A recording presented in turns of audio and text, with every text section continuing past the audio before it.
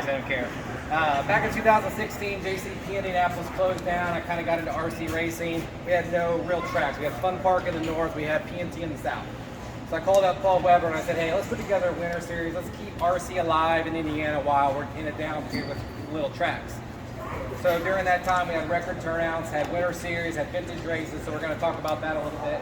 But the whole goal was, when I was doing that, was that more tracks would open up and the RC sport would grow. Well, now we have Bills and Fun Park up north. We have turf burners and a carpet track in Central. And while PNT closed down, we have this magnificent facility here that's probably, top 3, top 5 facility. So let's all give a big hand to Eddie real quick for all his efforts.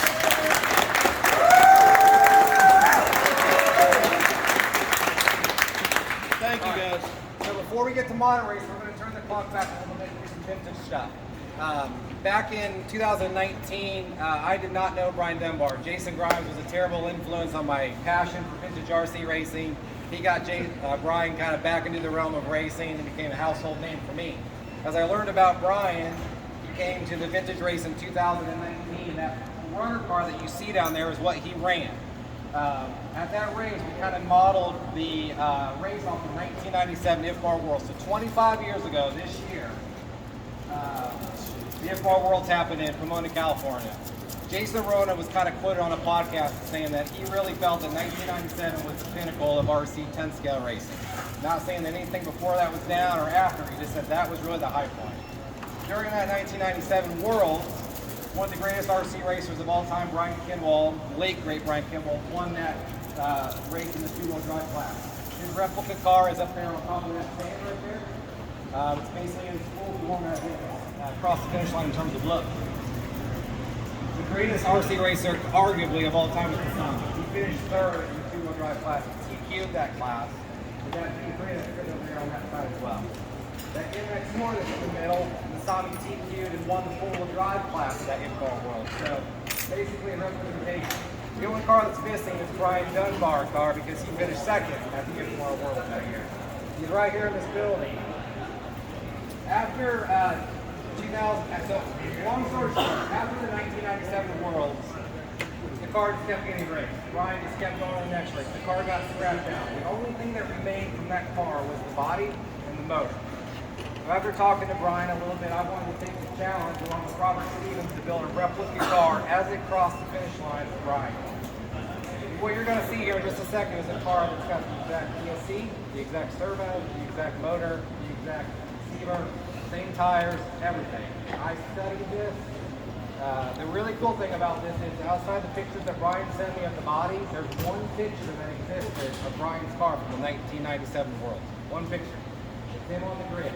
So I took that car picture, what Brian's brain told me, the research that I kind of gathered online, kind of took some pictures from Brian Kinwald, and created a replica car. Robert Stevens grew up at PNT Hobbies in the 90s. He raced the low CXX platform. Brian Dunbar was his idol growing up. Pretty cool story. So Robert donated all the parts that I started with. Scott Cassidy, who's not here, he donated the chassis that got it started.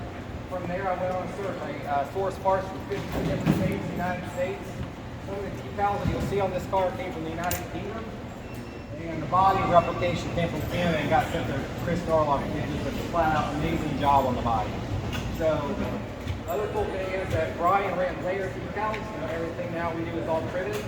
Now it's all layered. So I had to go through the process of recreating logos and oversight designs in Ohio. Alex Hamilton's girlfriend redid this car. So, I've kind of talked enough about it, but Brian's a genuine man. This is a really cool project for me. It's a really cool project for Robert. With that said, we're going to present this car to Brian. This is the first time he's seen it in the final form.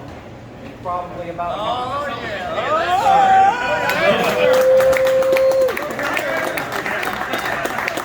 It still fits.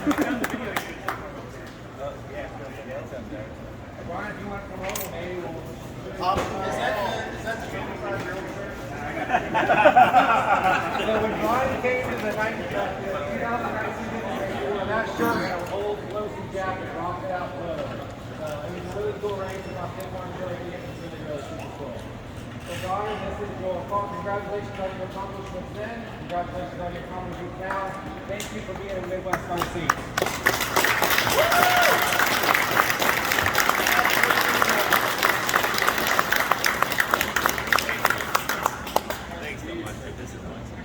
Brian, so this car is a keepsake for Brian. I want nothing out of it. It's for him. He shares with his father. His father half the world in 1997 with him. I hope it's something that he just has for memories for years to come. So thank you, Brian.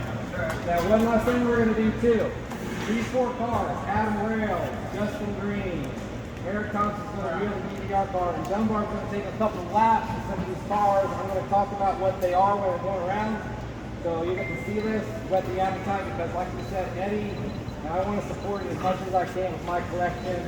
I want to have a vintage race here. So everybody be thinking about that. We get lots of notice, but we do want to have vintage races here in the future. So, yeah, real quick. For those that don't know, a couple of years ago, we held a vintage race up at PNT Hobby. It was cool AF.